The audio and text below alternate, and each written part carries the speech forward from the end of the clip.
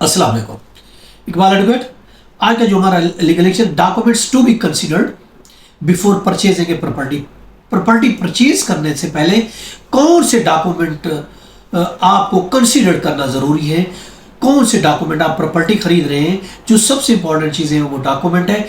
खरीदने से पहले आप प्रॉपर्टी के कौन कौन से डॉक्यूमेंट्स के बारे में आपको जानना ज़रूरी है, और हर एक की वर्थ के बारे में, हर एक की इंपॉर्टेंट के बारे में, और आप जो प्रॉपर्टी खरीद रहे हैं वो उस पर कौन से टाइटल डॉक्यूमेंट है।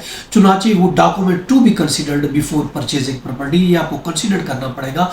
ये डॉक्यूमेंट देखना ज़रूरी होगा, इसको जानना ज़रूरी है प्रॉपर्टी खरीदने से पहले। देखिए, प्रॉपर्टी आप परचेज कर रहे हैं, ऑफ कोर्स आपको सबसे इंपॉर्टेंट जो चीज देखनी है उस प्रॉपर्टी का रियल ओनर के बारे में आपको देखना है कि प्रॉपर्टी का रियल ओनर कौन है, और जनरल पावर अटॉर्नी अगर है तो वो किसके पास है। तीसरी बात यह कि टाइटल डॉक्यूमेंट्स कौन से हैं। अब टाइटल डॉक्यूमेंट देखिए, मैंने बताया बहुत से होती है। म्यूटेशन भी है, सेल डीड है, कन्वेंस डीड है, रिलिक्विशमेंट डीड है, सरेंडर डीड है, लीज है, सब लीज है, गिफ्ट है। ये बहुत से डॉक्यूमेंट है, इनके बारे में जानना जरूरी है और पता होना चाहिए कि ये डॉक्यूमेंट्स है। इसके बाद आपको जो इंपॉर्टेंट चीजें हैं वो प्रॉपर्टी की बैन लिस्ट चेक करनी है।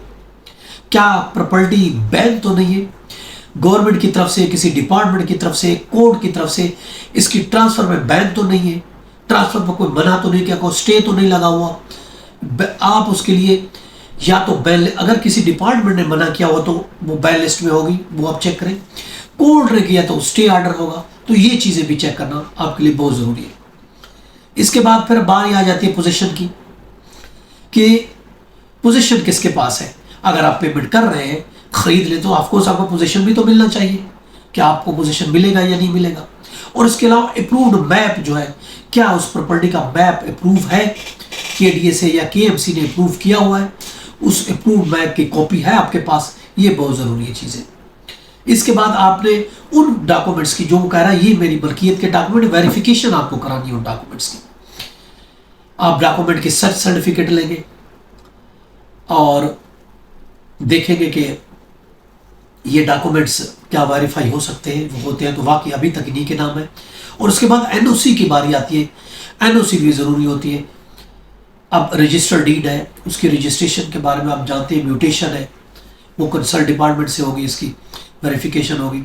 अब एनओसी भी जो महकमा की प्रॉपर्टी है वो उसकी देगा, तो एनओसी भी ज़रूरी है आपके लिए। और इसके बाद फिर आप एडवर्टाइजमेंट करें उस प्रॉपर्टी के बारे में कि ये मैं प्रॉपर्टी खरीदना चाह रहा हूं। अगर किसी को कोई ऑब्जेक्शन है, किसी मालियाती इदारे को या इन पर्सन या किसी कारपोरेशन को, तो वो उस पर ऑब्जेक्शन फाइल करें। ये ज़रूरी है आप एडवर्टाइजमेंट दें, ताकि बाद में अगर कोई होता है तो आप ये नहीं, आपके लिए आसानी हो कि हमने इसकी पब्लिकेशन की थी। और उसके बाद फिर ये सब चीज़ें अगर ओके हो जाती हैं तो फिर बारी आती है प्रॉपर्टी को ट्रांसफ़र करने की। फिर आप प्रॉपर्टी को ट्रांसफ़र कराएं अपने नाम। तो ये सब चीज़ें जानने के लिए ये आप कंसीडर करें, ये डॉक्यूमेंट देखें, इस तरीके से करें, और उसके बाद प्रॉपर्टी आप अपने नाम ट्रांसफर करें। ये था आज का लीगल लेक्चर। इसके साथ इजाज़त दीजिए। अपना और अपने गिरदों का बहुत ख्याल रखिएगा। Have a nice day. अल्लाह हाफिज़।